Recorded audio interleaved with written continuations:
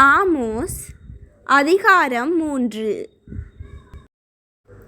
Israel மக்களே கேளுங்கள், உங்களுக்கு எதிராக, ஆம், எகிப்து நாட்டினின்று நான் அழைத்து வந்த முழு குடும்பமாகிய உங்களுக்கு எதிராக ஆண்டவர் உரைக்கும் இந்த வாக்கை கேளுங்கள்.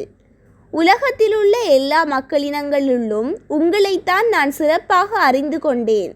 ஆதலால் உங்கள் தீட்சியில் அனைத்திற்காகவும் நான் உங்களை தண்டிப்பேன். இறைவாக்கினரின் அழைப்பு. தங்களுக்குள் உடன்பாடு இல்லாமல் இருவர் சேர்ந்து நடப்பார்களா? இரை அகப்படாமல் இருக்கும்போது காட்டில் சிங்கம் கர்ஜிக்குமா? ஒன்றையும் பிடிக்காமல் இருக்கையிலே குகையிலிருந்து இளஞ்சிங்கம் முழக்கம் செய்யுமோ? வேடன் தரையில் வலை விரிக்காதிருக்கும் போதே பறவை கண்ணியில் சிக்குவதுண்டோ? ஒன்றுமே சிக்காதிருக்கும் போது பொறை தரையை விட்டு துள்ளுவதுண்டோ? நகரில் எக்காலம் ஊதப்படுமானால் மக்கள் அஞ்சி நடுங்காமல் இருப்பார்களோ? ஆண்டவர் அனுப்பப்படவில்லையேல் நகருக்கு தீமை தானாக வந்துடுமோ? தம் ஊழியர்களாகிய இறைவாக்கினர்களுக்கு தம் மறைபொருளை வெளிப்படுத்தாமல் தலைவராகிய ஆண்டவர் ஏதும் செய்வதில்லை. சிங்கம் கர்ஜனை செய்கிறது, அஞ்சி நடங்காதவர் எவர்? தலைவராகிய ஆண்டவர் பேசியிருக்க இறைவாக்கு உரைக்காதவர் எவர்? சமாரியாவின் அழிவு. அசீரியாவின் கோட்டைகள் மேலும் எகிப்து நாட்டின் கோட்டைகள் மேலும் நின்று கொண்டு இவ்வாறு பறைசாற்று. சமாரியாவின் மலைகள் மேல் வந்து கூடுங்கள், அங்கு ஏற்படும் குழப்பங்களையும் நடக்கும் கொடுமைகளையும் பாருங்கள்.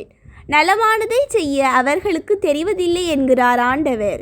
அவர்கள் தங்கள் கோட்டைகளை வன்முறைகளாலும் கொள்ளைகளாலும் நிரப்புகிறார்கள். ஆகையால் தலைவராகிய ஆண்டவர் கூறுவது இதுவே: பகைவன் ஒருவன் வந்து நாட்டை சூழ்ந்து கொள்வான், அரண்களையெல்லாம் தரைமட்டமாக்குவான், உங்கள் கோட்டைகள் கொள்ளையிடப்படும்.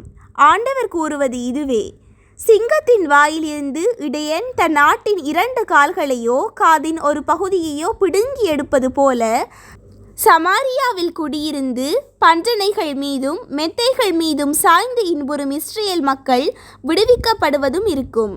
கேளுங்கள், யாக்கோபின் வீட்டாருக்கு எதிராக சான்று பகருங்கள் என்கிறார் தலைவரும் படைகளின் கடவுளுமாகிய ஆண்டவர். இஸ்ரேலை அதன் குற்றங்களுக்காக தண்டிக்கும் நாளில் பெத்தேலில் உள்ள பலிபீடங்களை அழிப்பேன். பலிபீடத்தின் கொம்புகள் வெட்டப்பட்டு தரையில் விழும். குளிர்கால வேனிற்கால மாளிகைகளை இடித்து தள்ளுவேன்.